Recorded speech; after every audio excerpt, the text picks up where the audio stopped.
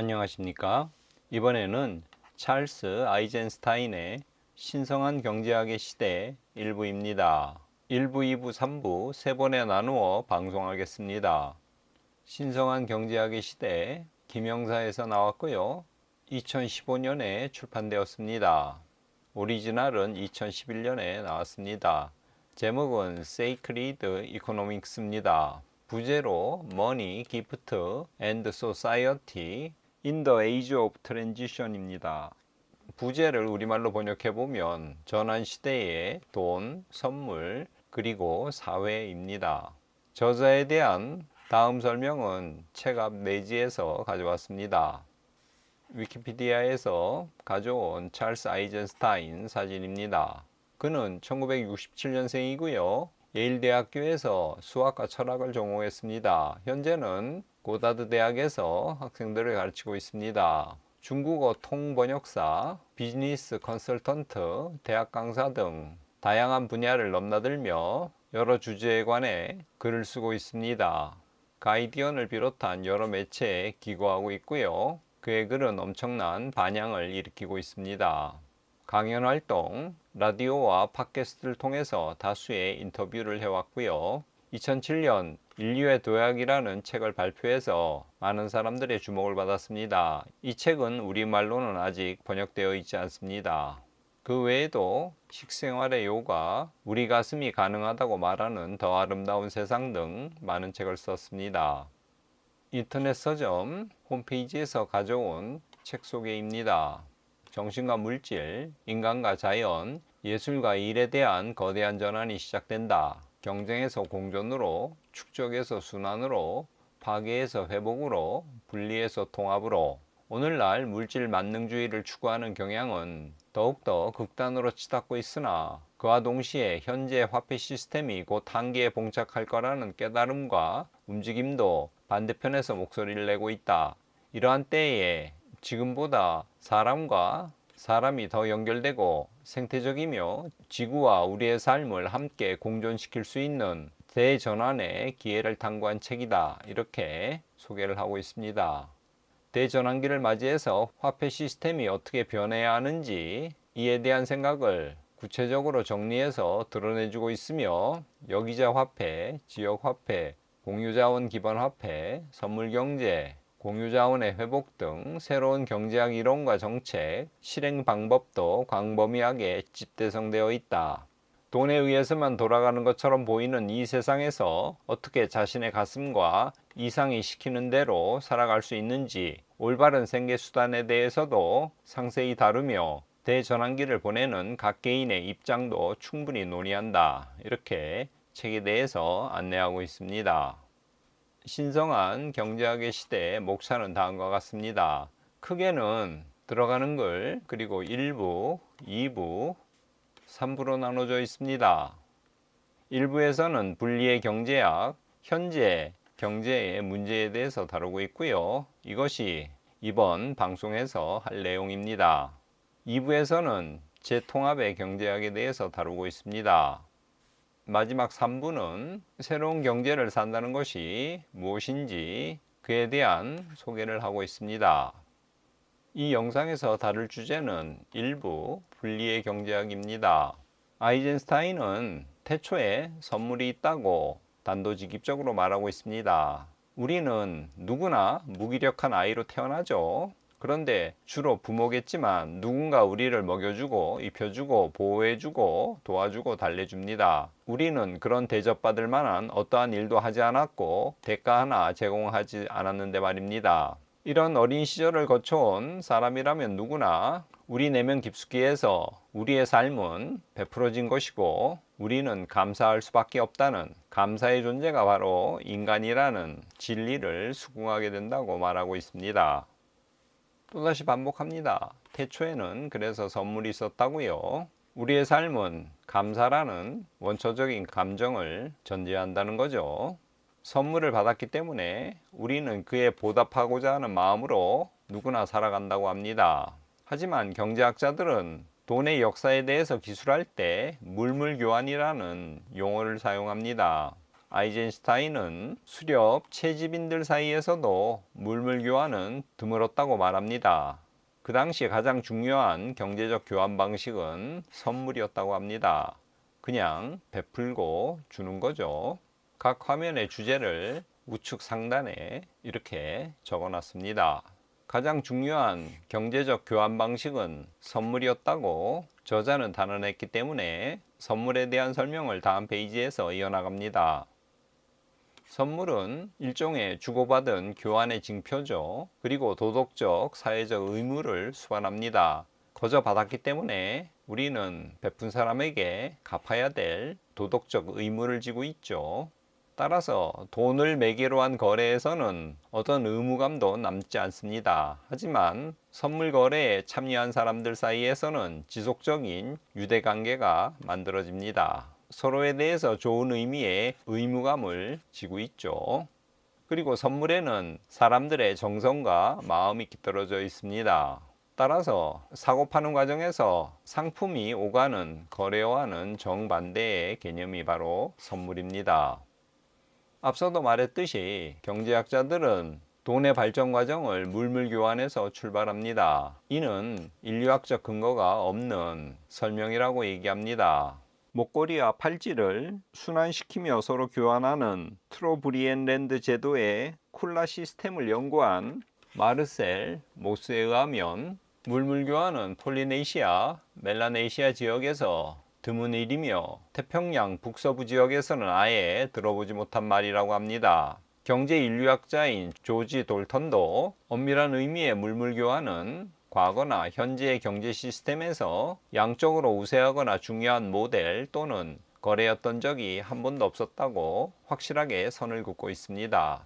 즉 물물 교환이란 없었거나 주된 거래 방식이 아니었다는 거죠. 물물 교환이 아니라면 돈은 어떻게 해서 생겨난 걸까요? 아이젠슈타인은 돈이 선물, 나눔, 관대함을 촉진시키는 하나의 수단으로 생겨났다고 봅니다. 앞으로 나오겠지만 돈은 타락된 상태인데 이러한 원래의 나눔과 관대함을 촉진시키는 돈의 원래의 정신을 되찾아야 한다고 강조하고 있습니다. 선물 방식의 경제가 친족이나 작은 공동체 범위에서는 매개체 없이, 즉 돈 없이 이루어질 수 있습니다. 하지만 돈이 필요해지는 때는 선물이 우리가 직접 아는 사람들의 범위를 넘어서 이루어질 때 요구된다고 합니다. 경제 규모와 분업화가 부족이나 촌락 범위를 넘어설 때도 마찬가지입니다. 실제로 최초의 돈은 메소포타미아, 이집트, 중국, 인도 등 신석기 시대의 촌락 단계를 넘어 발전한 최초의 농경 문화에서 출현했습니다. 이렇게 돈의 이동이 농경 문화 그리고 중앙 집권화적 변화를 분기점으로 강제화되고 수치화돼서 계량화됨으로써 주고 받을 때 많이 바치고 돌아오는 선물은 적어지는 그런 불공평이 생기면서 선물에 대한 사고가 달라지고 돈이 타락했다는 거죠. 그렇게 해서 원래 돈은 필요와 선물을 더 쉽게 이어주는, 그래서 인류에게 큰 풍요를 가져다주는 도구로 사용되었는데 이런 중앙집권화 과정을 거치면서 타락했다는 것입니다.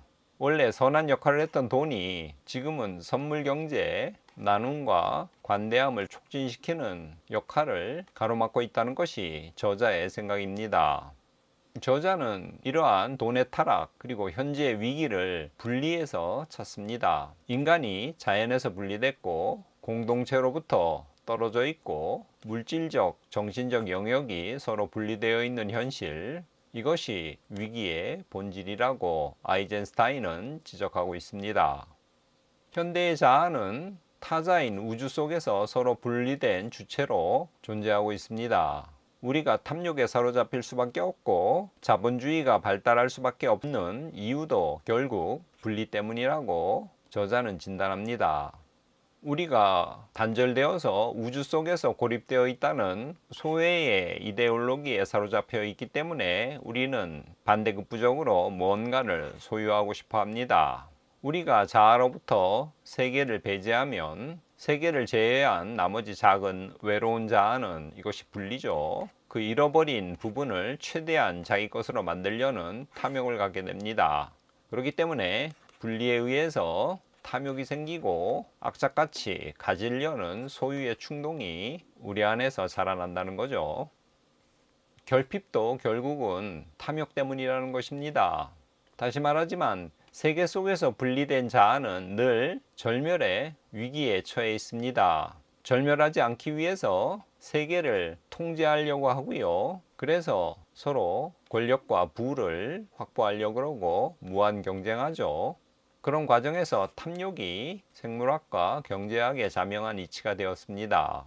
만일 우리가 세상과 우주와 공동체와 분리되어 있지 않다면 결핍이라는 의식이 생기지 않을 것이고, 그렇다면 탐욕이라는 나쁜 욕망도 없을 거라고 아이젠슈타인은 진단합니다. 만일 결핍이라는 가정이 틀렸다면 탐욕도 자명한 이치가 아니라고 말하고 있습니다. 현재의 화폐 시스템, 소유의 시스템, 경제 시스템 전반은 결핍에 근거한 자아의식을 반영하고 있는 것입니다. 그것은 분리된 자아, 영적 세계와 물질적 세계가 나눠졌다고 하는 데카르트적인 자아입니다. 따라서 우주 속에서 고립되어 있기 때문에 많은 것을 가지고 지배하려고 하죠. 그런데 사실상 우리 인류는 결핍의 존재가 아니죠. 우리가 살고 있는 이 세계에는 어마어마한 양의 음식과 에너지와 물자가 낭비되는 근본적으로 풍족한 사회입니다. 한편에서는 수많은 음식 쓰레기가 넘쳐나는 반면 다른 편에서는 먹을 것이 없어 굶주리고 있죠.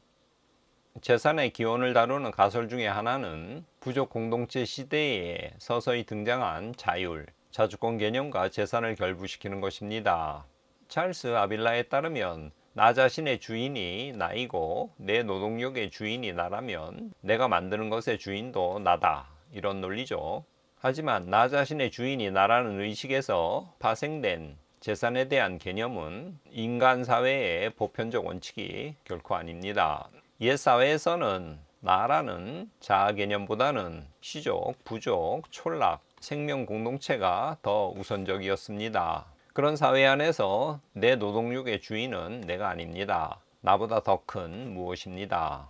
쉽게 말하면 공동체겠죠. 따라서 오늘날의 재산제도는 우리가 겪고 있는 단절과 고립의 징후일 뿐이라고 아이젠슈타인은 설명하고 있습니다. 재산제도가 병폐의 근원이 아니라 단절과 고립 때문에 나만 아는 나의 이익은 상대방의 손해라는 무한 경쟁적 재산제도가 다시 말하지만 단절과 고립의 징후로서 나왔다는 거죠.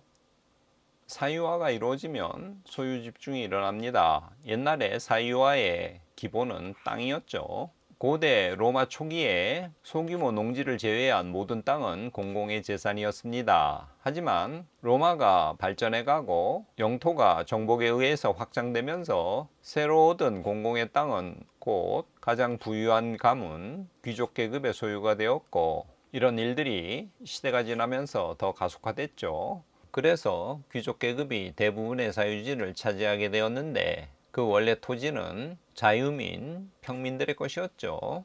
자유농민은 군대에도 가야 됐고, 귀족의 값싼 노예 노동력과는 경쟁이 되지 않았습니다. 흉년 등 천재지변이 발생하면 그들은 갚을 수 없는 빚을 지게 되었고, 결국 땅이 양도 가능한 상품이 되면서 농지에서 쫓겨나게 됩니다. 아이젠슈타인은 현재도 과거 고대 로마와 비슷하다고 진단합니다. 많은 사람들이 살아가는 데 필요한 것을 얻기 위해서 갚을 수 없는 평생의 빚을 지고 현재 살아가고 있습니다. 3, 4세기에 교회 지도자들은 지구상의 만물이 모두의 공유물이라는 점을 분명히 했습니다. 로마 주교 아므로시우스는 부자와 가난한 자들이 똑같이 우주의 멋진 장식물들을 즐긴다. 하나님의 집은 부자와 가난한 자 모두의 집이다. 주 하나님은 이 지구를 모두가 공유하며 그 열매로 모두가 먹고 살도록 의도하셨다. 이렇게 썼습니다. 역사가 발전되면서 부가 귀족 등 소수층에 집중되죠. 부의 집중은 이자와 밀접한 관련이 있습니다. 그래서 고리대금 이야기가 나옵니다. 고리대금은 오늘날 돈이 만들어지는 순간부터 구조적으로 내재되어 있다고 아이젠슈타인은 진단합니다. 돈의 시작을 저자는 연방준비은행, 이것은 미국의 경우고요. 각국으로 말하면 중앙은행이죠. 중앙은행이 이자를 붙는 유가증권을 공개시장에서 사들일 때 돈이 시작된다고 말합니다. 시장에서 유가증권을 사들이면서 대신 돈을 찍어서 시장에 공급하죠. 이 유가증권에는 이자가 붙어 있습니다. 따라서 시중에 예를 들어 100억 원이 공급됐다고 할 때 중앙은행이나 정부는 5%의 이자율이라고 하면 105억 원을 나중에 갚아야 하는 것입니다. 즉 돈이 발행될 때마다 빚이 발생하는 거죠. 그래서 그 빚은 만들어진 돈보다 항상 더 많은 액수라는 설명이 가능하죠. 돈이 만들어지는 두 번째 단계는 은행이 사업체나 개인에게 대출을 해줄 때입니다. 이번에는 중앙은행이 아니라 보통 은행이죠. 은행이 기업이나 개인에게 대출을 해줍니다. 그러면 시중에 돈이 풀리죠. 여기서도 기업이나 개인은 빌린 돈에 플러스 이자를 갚아야 하죠. 이자가 5%라고 치면 돈이 마찬가지로 100억 풀렸을 때 나중에 5억을 더 갚아야 하는 것입니다. 이런 식으로 중앙은행이나 정부도 빚을 지게 되고 개인이나 기업도 빚을 지게 되죠. 이자로 인해서 빚은 언제나 현존하는 돈보다 많을 수밖에 없습니다. 시장에서는 일정 기간이 지나면 은행에 이자를 갚아야죠. 그렇기 때문에 시장 경제의 참여자들은 항상 돈 부족 현상에 시달리게 됩니다. 그래서 그들은 더 많은 이윤을 내기 위해서 상품과 서비스를 계속 늘려야 하죠. 그렇게 하는 주된 방법 중에 하나는 과거에 공짜였던 것을 돈을 받고 파는 것입니다. 숲을 목재로, 음악을 상품으로, 아이디어를 지적재산으로, 사회적 호혜를 유료 서비스로 바꾸는 것입니다. 그렇게 해서 화폐 영역 밖에 있던 것들의 상품화는 점점 더 가속되고 있고 이제는 남은 것이 거의 없는 지경에 이르렀습니다. 하지만 개발도상국은 아직도 자연과 사회적 자산이 사유화되지 않은 것들이 많죠. 그리고 선물의 문화가 상당 부분 유지되고 있습니다.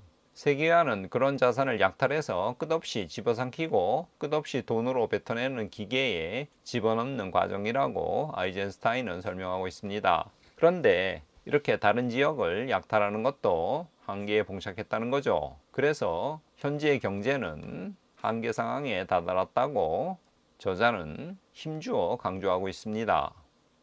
지금까지 돈의 공급량 그리고 거기에 상응하는 빚의 규모가 상품 및 서비스 생산을 계속 앞질러 왔죠. 따라서 시장에서는 이윤 감소, 임금 하락, 소비 침체, 과잉 생산의 악순환이 벌어지고 있고요. 이것을 모면하거나 늦추기 위해서 계속 산업과 시장을 끊임없이 개발해야 되는 압박에 시장 참여자들은 시달리고 있습니다. 그래서 모든 산업은 사회, 자연, 문화, 영적 자본의 영역을 무한정 발굴해서 상품화하고 돈으로 전환하고 있죠. 그런데 그런 자원이 제한적이어서 점점 한계 상황에 다다르고 있다는 거죠. 우리 인류가 겪은 금융위기, 생태적 위기, 건강의 위기가 바로 이러한 경제 시스템에 기인한다는 것입니다. 아리스토텔레스 이후 경제사상가들은 문제의 본질을 알았죠. 이자가 이런 잘못된 길로 빠지게 된 문제의 원흉이죠. 그래서 아리스토텔레스는 돈은 불임이라고 설명했습니다. 즉 가축이나 곡식처럼 새끼를 낳거나 씨앗을 남기지 않으므로 이자를 받고 돈을 빌려주는 것은 부당하다고 봤죠. 그럼에도 이자로 인해서 초래되는 부의 집중 현상은 옛날부터 계속 발생했습니다. 그 결과 부의 집중이 심화되었고 앞에서도 설명했던 것처럼 로마의 자유민은 채무노예로 전락했습니다.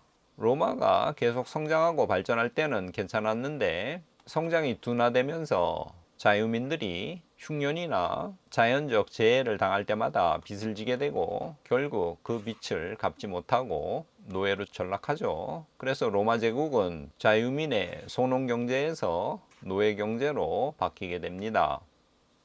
오늘날도 마찬가지입니다. 성장이 둔화되면서 많은 개인과 국가들이 빚을 지죠. 그리고 빚 갚는데 더 많은 수입을 쏟아넣게 됩니다. 기업들도 전례 없이 높은 레버리지 비율, 타인의 자본에 의존하는 비율이 높아집니다.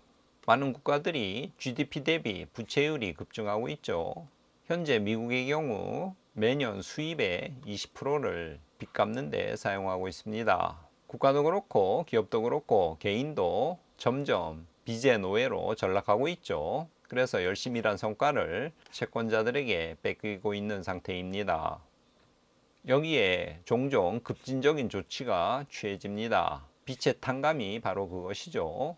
고대 그리스의 개혁자 솔로는 세이사크데이아, 즉 무거운 짐 털어내기를 통해서 빚을 탕감해주고 채무노예를 폐지했었습니다. 고대 히브리의 주빌리, 희년제도도 바로 그런 예죠.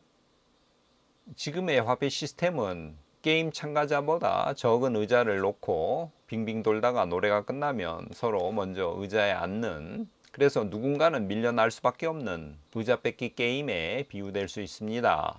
이러한 화폐 시스템은 결핍의 사고방식이 구현된 것입니다. 즉 단절과 고립 속에서 내가 살기 위해서는 더 많은 것을 가져야 되고, 세상은 제로섬 게임이기 때문에 내가 더 많이 가지면 누군가는 빼앗길 수밖에 없다는 그런 이데올로기가 구현된 것입니다. 지금의 화폐 시스템에서는 부가 소수에게 집중되고 다수는 부를 잃을 수밖에 없습니다. 그렇기 때문에 다수의 사람들이 풍족하게 사는 것은 불가능하죠.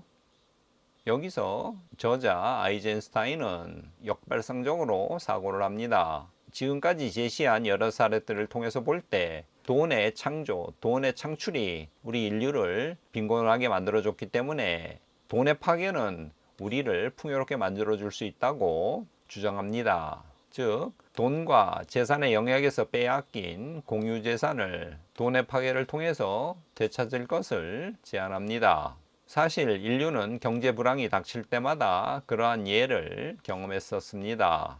상품과 서비스를 구매할 형편이 안 되면 친구들과 이웃들에게 의존했죠. 거래를 촉진할 돈이 없어지면 선물 경제가 재출현해서 새로운 종류의 돈이 만들어졌다고 아이젠슈타인은 우리의 기억을 상기시킵니다. 이제야말로 본격적으로 역행의 과정을 시작할 때가 되었다고 아이젠슈타인은 말합니다. 상품과 서비스 영역에 있는 것들을 원래대로 선물, 호혜, 자급자족, 공유의 영역으로 되돌리는 과정 말입니다. 다만 유의할 것은 그러한 과정이 통화 붕괴를 거쳐야 되고 많은 사람들이 일자리를 잃고 물건 살 돈도 없을 만큼 가난해진 연후에나 나타난다는 것입니다. 아이젠슈타인은 그저 환상적인 유토피아를 얘기하지 않습니다. 이러한 현 체제의 파괴 현상을 겪은 연후에 사람들이 서로 돕고 사는 진정한 공동체가 회복될 것이라고 보고 있습니다. 현재는 혼란의 시기인데 혼란의 시기에 사람들은 안전자산으로 금을 선호합니다. 하지만 아이젠슈타인은 금을 소지하는 것이 위험하다고 지적합니다. 불안의 때, 혼란의 때에 안전을 보장해주는 유일한 것은 공동체뿐이라는 거죠. 감사의 마음, 인간적 관계, 주위 사람들의 도움, 이런 것들이 혼란의 시기를 극복할 수 있는 가장 중요한 자산이라고 말합니다. 인류의 유년기에는 지구로부터 많은 것을 그저 받아냄으로써 성장을 구현했고 요구하는 그런 화폐 시스템이 적절했을지도 모른다고 저자는 봅니다. 그렇지만 이제는 그것이 쓸모없는 것으로 변하고 있죠. 우리는 유년기가 아니라 이제 성년기에 도달했다는 것입니다. 그렇기 때문에 어른스러운 사랑, 함께 창조하는 동반자 관계, 받는 사람이 아니라 주는 사람, 이런 것이 주가 되어야 된다는 거죠. 그렇기 때문에 이제는 새로운 종류의 돈이 필요하다는 것입니다. 새로운 종류의 돈은 자연을 어머니로 여길 뿐만 아니라 연인으로도 여기는 새로운 이야기를 구현해야 된다고 말하고 있습니다. 신성한 경제의 돈은 지금까지와 전혀 다른 사람들의 이야기, 자아와 세계의 이야기에 기여합니다. 증가가 아닌 순환적인 것, 자연을 고갈시키기보다는 보호하고 풍요롭게 만드는 것, 축적이 아니라 배품을 뜻합니다. 그래서 결핍이 아닌 풍요를 구현합니다. 인간의 재능, 선물을 이끌어내어 지구가 필요하는 일에 사용하게 만들면서 원시 선물 사회의 역동성을 전 지구적으로 재현해낼 수 있게 합니다. 그것이 신성한 경제의 돈이라고 얘기하면서 2부, 3부에서 이에 대한 설명을 아이젠슈타인은 이어나갑니다. 이상으로 설명을 마치고 처음 들어가는 글에서 아이젠슈타인이 뭐라고 얘기했는지 살펴봄으로써 일부 전체를 정리해 보겠습니다. 이 책은 돈과 인간의 경제를 우주 만물과 마찬가지로 신성한 것으로 만들고자 쓰여졌다고 저자는 설명합니다. 오늘날 돈 하면 누구나 속된 것으로 떠올리죠. 예수도 성전에서 환전상들을 몰아냈죠. 그래서 우리는 돈 하면 불경한 것이라고 여겨왔습니다. 그런 돈을 신성한 것으로 만들려면 대대적인 돈의 혁명, 돈의 본질적인 변혁이 필요합니다. 그 변혁은 돈에 대한 우리의 태도만 바꾸는 것이 아니라 오히려 변화된 태도를 구현하고 강화하는 새로운 돈을 창조할 때 가능해지는 것입니다. 신성한 경제학의 시대에 이 책에서 그러한 새로운 돈과 그에 따르는 새로운 경제를 제시할 것이고, 돈의 변화를 이끌어내는 원인이자 그 결과인 인간 정체성의 변화 또한 탐구할 것이라고 들어가는 글에서 저자는 설명했습니다.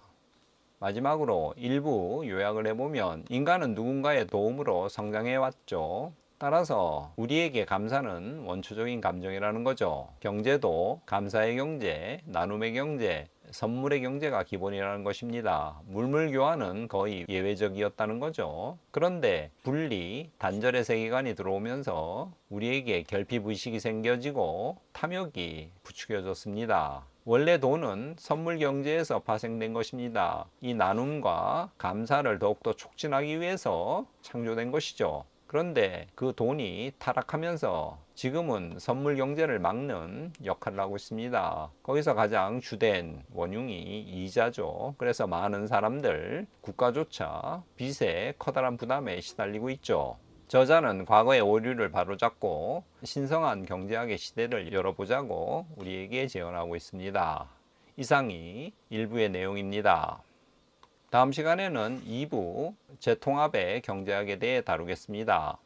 이상으로 1부 분리의 경제학을 마치겠습니다. 끝까지 시청해 주셔서 감사합니다.